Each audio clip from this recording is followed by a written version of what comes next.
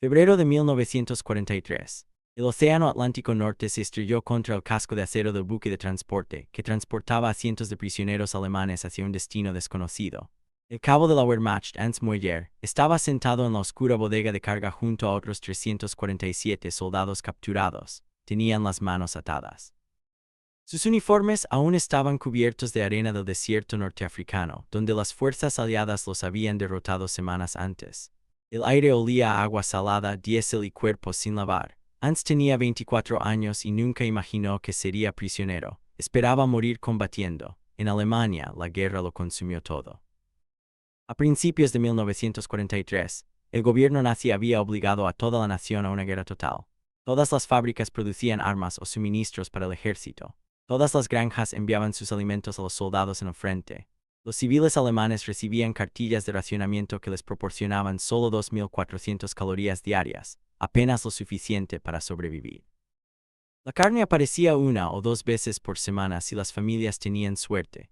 El café de verdad había desaparecido hacía años, reemplazado por grano tostado con sabor a tierra quemada. La mantequilla era un recuerdo lejano. Las mujeres hacían cola durante horas, con la esperanza de comprar pan hecho con acerrín mezclado con harina para que durara más. La propaganda nazi llenaba cada programa de radio y periódico. El ministro de propaganda, Joseph Goebbels, hablaba constantemente sobre la debilidad de la democracia, la crueldad de Gran Bretaña y la cobardía de Estados Unidos. Los soldados alemanes recibían mensajes claros durante el entrenamiento. La captura significaba tortura. Los británicos los matarían de hambre. Los estadounidenses los golpearían. Los canadienses, al ser súbditos británicos, serían igual de brutales. Mejor morir luchando que rendirse, decían los oficiales. Mejor quitarse la vida que caer en manos enemigas donde aguardaban horrores indecibles. Ernst había creído en estas advertencias. Todos los soldados alemanes las creyeron. No tenían motivos para dudar. El Reich controlaba toda la información. No existían voces contradictorias. No se ablandaban los puntos de vista alternativos. El gobierno les decía que la democracia debilitaba y debilitaba a las naciones, que los pueblos libres no podían igualar la fuerza y la disciplina del Tercer Reich. Decían que los aliados luchaban sin honor, sin piedad, sin la decencia humana más básica. Así que cuando el barco de transporte finalmente atracó y los guardias llevaron a los prisioneros a territorio canadiense, Ernst se preparó para la violencia. Esperaba palizas. Esperaba raciones de hambre, esperaba trabajar hasta morir en algún campo de trabajo helado. En cambio, camiones militares con calefactores en funcionamiento los llevaron 2 horas al norte a un lugar llamado Bowmanville, Ontario. Los camiones tenían asientos acolchados. Los guardias no golpeaban a nadie, ni siquiera gritaban mucho. El campo 30 estaba rodeado de tierras de cultivo y bosques, lejos de cualquier ciudad importante. Altas vallas con alambre de púas en la parte superior rodeaban varios barracones largos de madera pintados de blanco. Había torres de vigilancia en cada esquina, con soldados observando con los rifles listos. Pero mientras los prisioneros cruzaban las puertas, Ernst notó algo extraño. Los edificios parecían sólidos y nuevos. Salía humo de las chimeneas, lo que significaba que los barracones tenían calefacción. A través de las ventanas vislumbró literas con colchones, no solo tablas de madera o suelos de hormigón. El oficial canadiense a cargo, un capitán con un espeso bigote, se dirigió a ellos a través de un intérprete de habla alemana. Sus palabras conmocionaron a todos los prisioneros que formaban la formación. Serán tratados conforme a la Convención de Ginebra, tradujo el intérprete. Recibirán alimentación, alojamiento y atención médica adecuados. No sufrirán daños si siguen las normas del campo. Se les permitirá escribir cartas a casa. Recibirán paquetes de la Cruz Roja. Bienvenidos a Canadá. Bienvenido.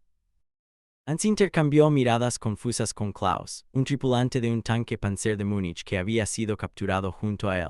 ¿Qué clase de campo de prisioneros recibía a sus prisioneros? Los guardias los asignaron a barracones. Cada edificio albergaba a 60 hombres. Dentro, Ernst encontró filas de literas con colchones de verdad rellenos de paja. Mantas de lana dobladas sobre cada cama, 2 por persona. El barracón tenía una estufa de leña en el centro ya encendida que mantenía el espacio cálido a pesar del frío de febrero. Las ventanas tenían vidrio de verdad, no solo tablas o barrotes. Los suelos de madera parecían limpios y barridos. Luego vino la cena. Los guardias condujeron a grupos de prisioneros a un gran comedor. Dentro, largas mesas y bancos llenaban el espacio. El personal de cocina, una mezcla de soldados canadienses y prisioneros alemanes que habían llegado antes, servía la comida en bandejas metálicas. Hans miró su bandeja con incredulidad. Estofado de ternera con trozos de carne de verdad flotando entre patatas y zanahorias. 2 rebanadas gruesas de pan blanco. Mantequilla de verdad, no margarina. Una taza de café con olor auténtico, no al falso sustituto de cereales que había bebido durante 3 años. Klaus se sentó a su lado, sosteniendo la cuchara pero sin comer, solo observando. Esto es un truco, susurró. Nos engordan antes de que ocurra algo terrible. Pero Hans tenía demasiada hambre como para preocuparse. Se comió cada bocado. El guiso sabía rico y sustancioso. El pan estaba tierno y fresco. La mantequilla se derretía en su lengua como un sueño olvidado. No recordaba la última vez que había comido tan bien. Desde antes de que empezara la guerra, sin duda. Quizás ni siquiera entonces, ya que su familia nunca había sido adinerada. A su alrededor, otros 300 prisioneros alemanes comían en silencio, con la misma confusión e incredulidad en sus rostros. Algunos hombres lloraban en silencio mientras masticaban, abrumados por la inesperada amabilidad. Otros comían mecánicamente, incapaces de procesar lo que estaba sucediendo. Algunos se negaron a comer, convencidos de que la comida estaba envenenada o drogada. Esa noche, tumbado en su litera bajo 2 mantas cálidas, escuchando el crepitar de la estufa de leña, Hans no pudo dormir. Su mente se llenaba de preguntas. ¿Por qué los canadienses trataban tan bien a los enemigos capturados? ¿De dónde provenía toda esa comida en tiempos de guerra? ¿Cómo podían permitirse tanta generosidad? Todo lo que le habían enseñado sobre las democracias débiles y moribundas contradecía lo que experimentó en sus primeras 12 horas como prisionero. A la tercera mañana, llegó el momento que definiría el cautiverio de Hans. Un capitán de la guardia canadiense entró en el patio de recreo con un montón de patines de hielo y palos de hockey de madera. El equipo parecía desgastado, pero funcional. Los patines de cuero estaban agrietados por el uso y los palos pegados con cinta adhesiva en los mangos. Detrás de él, 2 guardias más arrastraban una caja de madera llena de discos y equipo adicional. El capitán dejó todo cerca del estanque helado al borde del campamento y observó a los prisioneros alemanes reunidos. ¿Alguno de ustedes alemanes sabe patinar?, preguntó. El intérprete tradujo sus palabras al alemán. Los prisioneros los miraron en silencio, atónitos. Hans pensó que había oído mal. Patinaje sobre hielo, en un campo de prisioneros durante la guerra. Varios prisioneros levantaron las manos lentamente sin saber si se trataba de una prueba o una trampa. Hans también levantó la suya. Había crecido cerca de un lago en Baviera y de niño patinaba todos los inviernos. El capitán sonrió y asintió. Bien, tradujo el intérprete. Jugamos al hockey aquí los jueves por la tarde. Les invitamos a unirse a nosotros, guardias y prisioneros juntos. Ayuda a pasar el tiempo. Klaus agarró el brazo de Hans y susurró con urgencia. Esto no puede ser real. ¿Qué campo de prisioneros juega con los prisioneros? ¿Qué guardias se hacen amigos del enemigo? Pero era real. Ese jueves, Hans se puso unos patines prestados y pisó el hielo por primera vez en 5 años. El estanque helado se extendía a unos 30 metros de ancho, rodeado de árboles nevados. Otros prisioneros se le unieron, algunos tambaleándose con las piernas inseguras, otros deslizándose con suavidad. Los guardias canadienses también salieron, dividiéndose en equipos.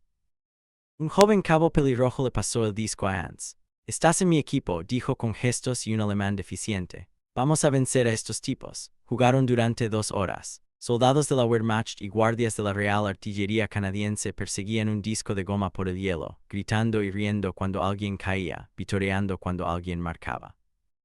Un oficial de submarino alemán, que había servido en el Atlántico, pasó sigilosamente junto a un sargento canadiense y metió el disco en la portería improvisada. El sargento rió y le dio una palmada en el hombro. Hans anotó un gol, un disparo descuidado que de alguna manera se le escapó al portero. Sus compañeros, tanto alemanes como canadienses, lo aclamaron en celebración. Al terminar el partido, Hans se sentó en un banco, se quitó los patines, respirando con dificultad y con las mejillas enrojecidas por el ejercicio y el aire frío. Se sentía más vivo que en meses, más humano. El cabo canadiense se sentó a su lado, desatando sus propios patines. «Buen partido», dijo el guardia en inglés, levantando el pulgar. Hans se sintió incapaz de hablar, con la garganta apretada por emociones que no podía nombrar. Los partidos de hockey se convirtieron en algo habitual cada jueves, pero eran solo una de las innumerables sorpresas que se acumulaban semana tras semana. Para marzo, el campo albergaba a 645 prisioneros alemanes, y la comida seguía llegando en cantidades ingentes.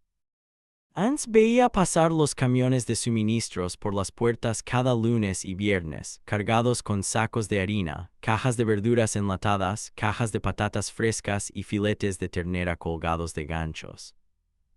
La cocina, gestionada en su totalidad por prisioneros alemanes bajo la supervisión canadiense, funcionaba con una eficiencia que la propia Alemania no había visto desde antes del inicio de la guerra. Hans se ofreció como voluntario para trabajar en la cocina durante su segunda semana, curioso por ver exactamente cuánta comida recibía el campo. Las cifras lo dejaron atónito. Cada prisionero recibía aproximadamente 3.200 calorías al día, 3.200. Los soldados alemanes que luchaban en el frente recibieron unas 3.000. Los civiles en casa solo recibieron 2.400, y eso era en teoría. En realidad, las raciones a menudo escaseaban y la gente se las arreglaba con menos. El desayuno en el campamento 30 incluía gachas con leche, huevos revueltos 2 veces por semana, tostadas con mantequilla o mermelada y café o té. El almuerzo consistía en sopa con pan y a veces queso. La cena consistía en carne 4 veces por semana, ternera, cerdo o pollo, acompañada de patatas o arroz, verduras enlatadas o de bodegas, y ocasionalmente postre real. Pastel o pudding o fruta enlatada. Hans ganó peso rápidamente. Sus mejillas hundidas se rellenaron. Sus costillas, que se le notaban a través de la piel tras meses en el norte de África, desaparecieron bajo la piel sana. No estaba solo. Una inspección de la Cruz Roja en junio documentó que los prisioneros alemanes en el campo 30 habían ganado un promedio de 14 libras durante sus primeros 6 meses de cautiverio. 14 libras. Mientras Alemania se moría de hambre, la abundancia se extendía más allá de la comida. La biblioteca del campo albergaba 2.300 libros en alemán, desde novelas hasta manuales técnicos. Los prisioneros podían sacar libros prestados libremente, de 3 en 3. Los cursos educativos comenzaron en abril. Un exprofesor universitario entre los prisioneros impartía clases de ingeniería. Otro enseñaba inglés. Un tercero organizaba cursos de agricultura para los prisioneros que deseaban aprender técnicas agrícolas. Las autoridades canadienses proporcionaban libros de texto y materiales. Los prisioneros que mostraban interés en los oficios recibían herramientas y materiales. En uno de los edificios más pequeños se abrió un taller de carpintería equipado con sierras, martillos, cepillos y madera fresca. Un ebanista alemán capturado en Italia enseñaba a otros su oficio. Fabricaban muebles para el campo y para sí mismos. Tallaban pequeños objetos para intercambiar o guardar como recuerdos. Los guardias no les quitaban su trabajo, lo fomentaban. La enfermería del campo fue lo que más impactó a Hans. Acudió allí en mayo con un fuerte resfriado que se le instaló en el pecho.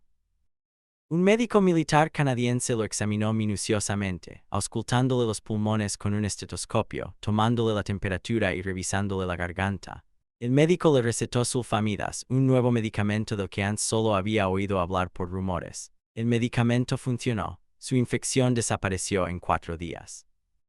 La enfermería contaba con equipos de rayos X, instrumental quirúrgico, vendajes antisépticos y un completo surtido de medicamentos. El médico trataba a los prisioneros alemanes exactamente igual que a los soldados canadienses o británicos. Hans empezó a llevar un diario secreto, escribiendo en trozos de papel que escondía bajo el colchón. Lo documentaba todo, las cantidades de comida, la amabilidad, la atención médica, los partidos de hockey, los libros, los talleres. Escribió sobre su creciente confusión y las preguntas que lo atormentaban cada noche. Si Canadá podía permitirse alimentar a los prisioneros con 3.000 calorías diarias, cuanto comían los ciudadanos canadienses. Si tenían medicinas y equipos de sobra para los enemigos, ¿qué tan bien equipados estaban sus propios hospitales?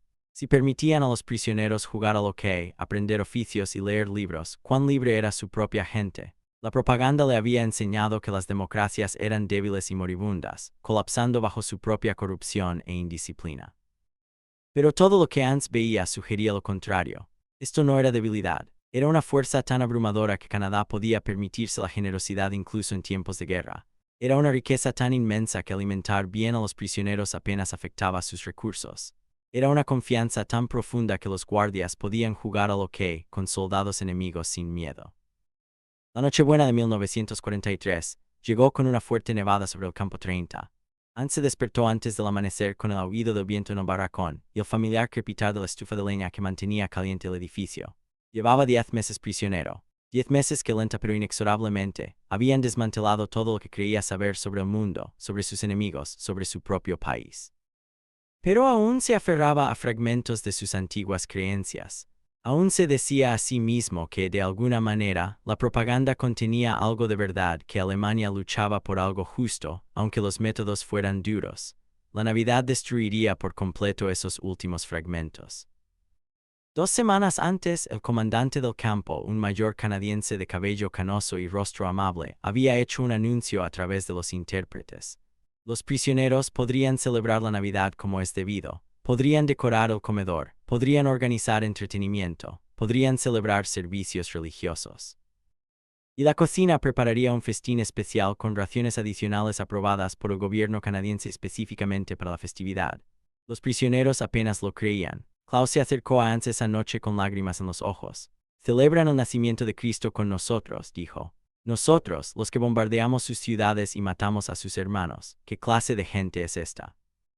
Hans no tenía respuesta, pero se unió a los preparativos con entusiasmo, desesperado por algo que lo distrajera de los constantes pensamientos que lo mantenían despierto por las noches. Un grupo de prisioneros pidió permiso a los guardias para talar pinos del bosque que se encontraba más allá de las vallas. Los guardias accedieron e incluso les proporcionaron sierras y hachas. 20 prisioneros marcharon hacia el bosque bajo una ligera vigilancia, seleccionaron varios árboles pequeños y los trajeron al campamento. Decoraron los árboles con adornos hechos con retazos, estrellas de papel pintadas con acuarelas y palomitas de maíz proporcionadas por la cocina. Otros prisioneros construyeron un pequeño escenario en el comedor para sus actuaciones. Una ex cantante de ópera de Berlín organizó un coro. Ensayaban villancicos alemanes todas las noches, sus voces resonando en el frío aire de diciembre. Un grupo de artistas pintó escenas invernales en grandes hojas de papel y las colgó en las paredes. Alguien encontró tela roja y la transformó en un tosco disfraz de Papá Noel. El comedor se transformó de un simple comedor militar en algo mágico, cálido y esperanzador. Llegó la Nochebuena. Los presos se reunieron en el comedor a las 5 de la tarde mientras oscurecía afuera y la nieve seguía acumulándose contra las ventanas. Los pinos se alzaban en los rincones, sus ramas decoradas con adornos artesanales que reflejaban la luz de las lámparas de aceite que colgaban de las vigas. El olor a pino, humo de leña y comida cocinándose impregnaba el aire.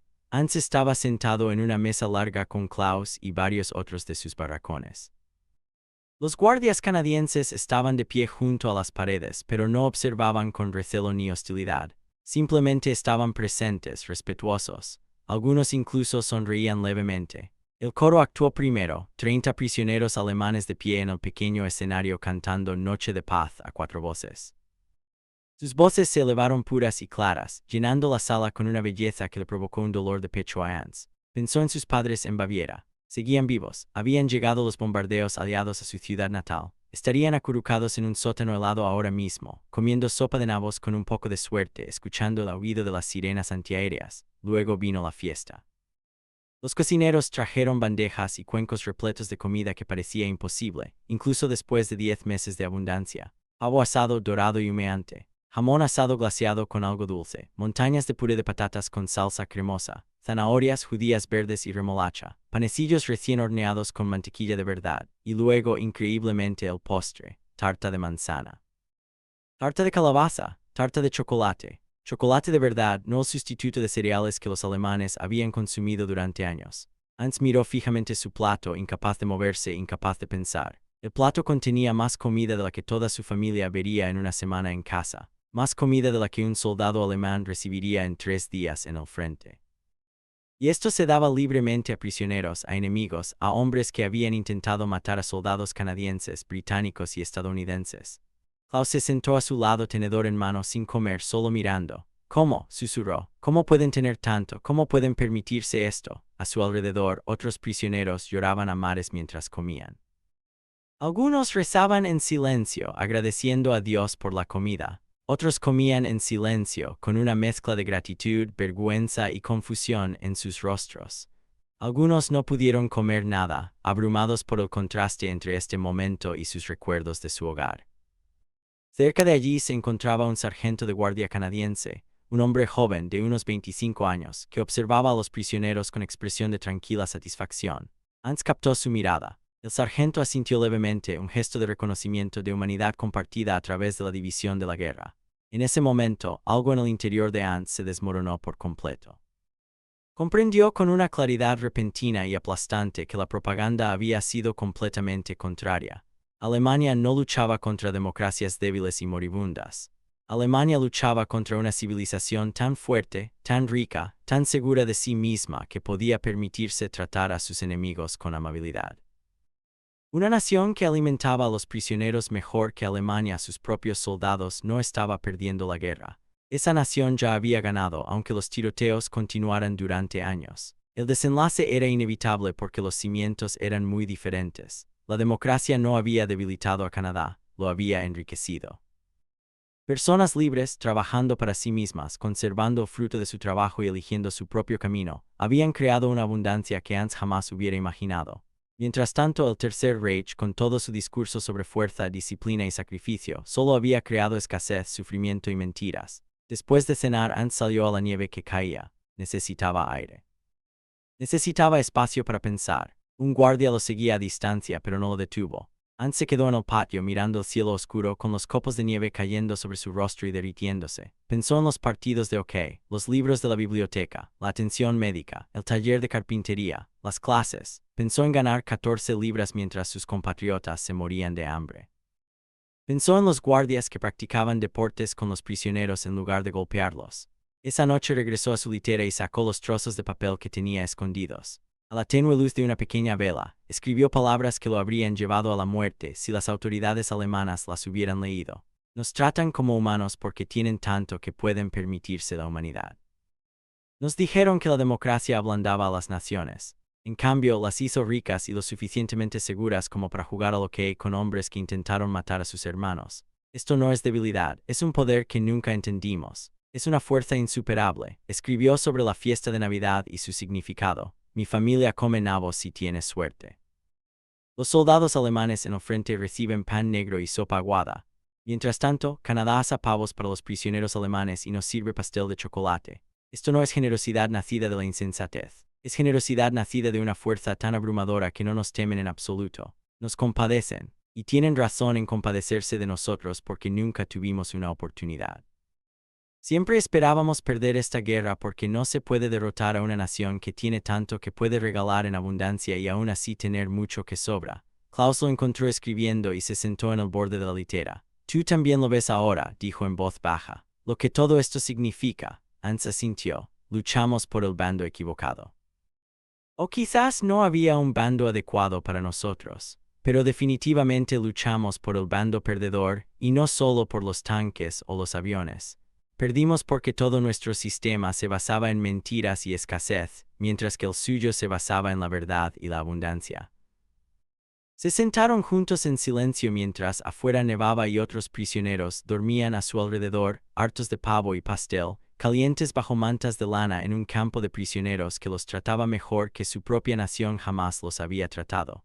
Mayo de 1946. La guerra había terminado hacía un año. Hans se encontraba en la cubierta de un barco de repatriación que se acercaba a la costa alemana, observando cómo la costa se perfilaba entre la niebla matutina. Habían pasado 3 años desde su captura en el norte de África. 3 años en el campo 30, jugando al hockey con guardias canadienses, engordando con comida abundante, leyendo libros en una biblioteca cálida, aprendiendo carpintería en un taller bien equipado. 3 años que transformaron por completo su comprensión del mundo y su lugar en él. Los demás prisioneros se agolparon a su alrededor junto a la barandilla, todos en silencio, contemplando su patria. La mayoría no había recibido correo de sus familias en más de un año. La comunicación se había interrumpido con el colapso de Alemania en los últimos meses de la guerra. No sabían qué encontrarían, no sabían quién había sobrevivido. El barco atracó en Cuxhaven. Hans caminó por la pasarela, llevando una pequeña bolsa de lona que contenía todo lo que poseía. Su viejo uniforme de la Wehrmacht, limpio y remendado. Unos cuantos libros de la biblioteca del campo que los canadienses le habían dejado conservar. Algunas cartas de sus padres, las últimas que habían llegado en 1944. Una pequeña caja de madera que había hecho en el taller de carpintería. Y un disco de hockey desgastado que le dio. El cabo le puso el disco en la mano a Hans y le dijo a través de un intérprete, Recuerda que los enemigos pueden convertirse en amigos. Recuerda que la amabilidad no es debilidad. Recuerda lo que aprendiste aquí. Hans le dio las gracias con lágrimas en los ojos, sin poder hablar, y guardó el disco con cuidado en su bolsa. Era su objeto más valioso. Nada lo preparó para lo que vio cuando pisó suelo alemán. Cuxhaven estaba en ruinas. Los edificios se erguían como cascarones vacíos, con las paredes agrietadas y desmoronadas, las ventanas vacías. Los escombros llenaban las calles. El personal militar dirigía a grupos de prisioneros de guerra alemanes hacia los centros de procesamiento. Los civiles se movían entre los escombros como fantasmas, con los rostros ojerosos y grises, la ropa colgando suelta sobre sus cuerpos hambrientos. Hans recorrió el pueblo en estado de shock. Esto era peor de lo que había imaginado, peor que las historias que otros prisioneros contaban sobre los bombardeos aliados. Cada bloque mostraba destrucción, cada rostro reflejaba sufrimiento. Los niños se sentaban en los portales con la mirada perdida, con el vientre hinchado de hambre. Las ancianas escarbaban entre los escombros buscando algo útil, algo rescatable. El olor a humo y podredumbre flotaba en el aire. En el centro de procesamiento, un cansado oficial aliado revisó sus papeles y le entregó documentos de viaje para el tren a Baviera. La situación alimentaria es mala, dijo el oficial en un alemán deficiente. Las raciones actuales son de unas 1200 calorías diarias. Si tienen dinero o bienes para intercambiar, busquen en el mercado negro. Suerte, 1200 calorías, la mitad de lo que recibían los civiles alemanes durante la guerra, y menos de la mitad de lo que Hans comía en el campo 30. Había engordado 14 kilos durante su cautiverio. Ahora regresaba a un país donde la gente se moría de hambre, donde los niños mendigaban sobras, donde la infraestructura había sido bombardeada hasta convertirla en escombros. El viaje en tren duró 3 días porque muchas líneas ferroviarias habían sido destruidas. El tren se detenía con frecuencia para reparar las vías o esperar a que se despejaran las secciones dañadas.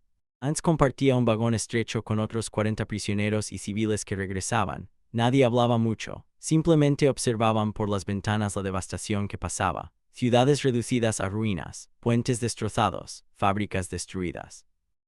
Tierras de cultivo marcadas por los cráteres de las bombas. Cuando Hans finalmente llegó a su ciudad natal en Baviera, casi no la reconoció. La estación de tren donde partió siendo un joven soldado en 1941 era ahora solo un montón de metal retorcido y hormigón roto. La calle principal por donde caminaba a la escuela de niño estaba llena de edificios destruidos. La iglesia donde su familia asistía a los servicios dominicales estaba sin techo, con las paredes ennegrecidas por el fuego. Caminó entre las ruinas hacia el barrio de su familia, con el corazón palpitante, aterrorizado por lo que pudiera encontrar. Muchas casas de su calle habían desaparecido por completo, solo terrenos baldíos llenos de escombros, pero el edificio de su familia seguía en pie. Dañada, pero en pie. Los pisos superiores habían sido destruidos por los bombardeos, pero la planta baja permanecía intacta. Hans llamó a la puerta apenas respirando. Tras un largo instante se abrió. Su madre estaba allí, más delgada de lo que recordaba, con el pelo completamente blanco, aunque solo tenía 52 años. Lo miró fijamente durante varios segundos como si no pudiera creer lo que veía. Entonces gritó y lo abrazó, sollozando contra su pecho. Su padre apareció detrás de ella, apoyado pesadamente en un bastón, con el rostro demacrado y envejecido. Llevaron a Hans al interior, a lo que quedaba de su casa. La familia ahora vivía en 3 habitaciones de la planta baja. Casi no quedaban muebles, quemados para calentarse durante el terrible invierno de 1945. Tenían una pequeña estufa, una mesa, 2 sillas y colchones en el suelo. Las ventanas estaban cubiertas con tablas porque no había vidrios para repararlas. Se sentaron juntos y conversaron durante horas. Sus padres le contaron sobre los bombardeos, la escasez y la muerte de vecinos y amigos. Su hermana menor había fallecido por enfermedad en 1944, debilitada por la desnutrición. Su madre lloró mientras se lo contaba. Su padre resultó herido cuando un edificio se derrumbó durante un ataque aéreo. Muchos habitantes del pueblo murieron de hambre durante el último invierno de la guerra, cuando el suministro de alimentos escaseó por completo. Hans escuchaba con creciente horror y culpa. Mientras su hermana moría de hambre, él comía pavo y pastel de chocolate. Mientras su padre resultaba herido en bombardeos, él jugaba al hockey en un estanque helado. Mientras su madre quemaba muebles para calentarse, él dormía bajo 2 mantas de lana en un barracón con calefacción.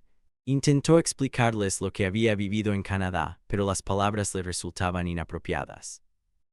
¿Cómo podía hablarles de la abundancia, la bondad y la tranquilidad de su cautiverio cuando habían sufrido tanto? Su madre notó que se veía sano y bien alimentado. Le tocó la cara con dedos temblorosos. «¿Te trataron bien?», dijo. No era una pregunta. Sí, susurró Hans, mejor de lo que merecía, mejor de lo que tratamos a nuestra propia gente. Su padre lo comprendió al instante. El anciano había luchado en la Primera Guerra Mundial y conocía el sufrimiento y la derrota.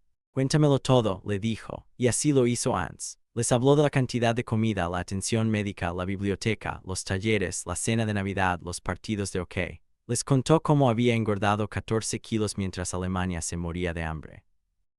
Les habló de los guardias canadienses que trataban a los prisioneros como seres humanos en lugar de animales. Al terminar, su padre permaneció en silencio un buen rato. Entonces el anciano lloró, no de tristeza, sino de una comprensión más profunda. «Luchamos de la manera equivocada», dijo finalmente su padre. «Seguimos a los líderes equivocados, creímos en las ideas equivocadas. Y mira lo que nos costó, mira lo que perdimos». Hans sacó el disco de hockey de su mochila y lo puso sobre la mesa. Sus padres lo miraron fijamente, aquel extraño disco de goma que no significaba nada para ellos, pero lo era todo para él. «Un guardia me dio esto al irme», explicó Hans. «Me dijo que recordara que los enemigos pueden convertirse en amigos, que la bondad no es debilidad». Durante los meses y años siguientes, Hans trabajó para ayudar a reconstruir su pueblo. Usó las habilidades de carpintería que había aprendido en el Campo 30 para reparar los edificios dañados. Enseñó a otros lo que sabía. Nunca ocultó su experiencia como prisionero. Cuando la gente le preguntaba, les contaba la verdad sobre lo bien que lo habían tratado, la cantidad de comida que había recibido y cómo los canadienses le habían mostrado más bondad que su propio gobierno. En 1948, se convirtió en profesor en la escuela reabierta. Conservó el disco de hockey en su escritorio durante los siguientes 40 años. Los estudiantes siempre preguntaban por él, este extraño objeto en un país donde casi nadie jugaba al hockey sobre hielo. Hans lo recogía, sentía su peso en la mano y les contaba la historia. Les habló del Campo 30 y de los guardias que practicaban deportes con los prisioneros. Les habló de la democracia, la abundancia y el poder de tratar a las personas con dignidad.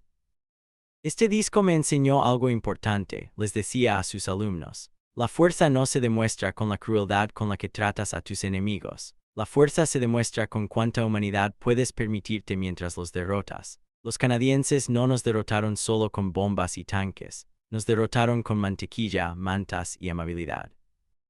Nos derrotaron mostrándonos que todo lo que nuestros líderes nos decían era mentira. La democracia no los debilitó. Los hizo tan ricos y tan seguros que pudieron jugar al hockey con hombres que habían intentado matar a sus hermanos. Eso es verdadero poder, eso es fuerza. Nunca lo entendimos». La lección quedó grabada en sus alumnos.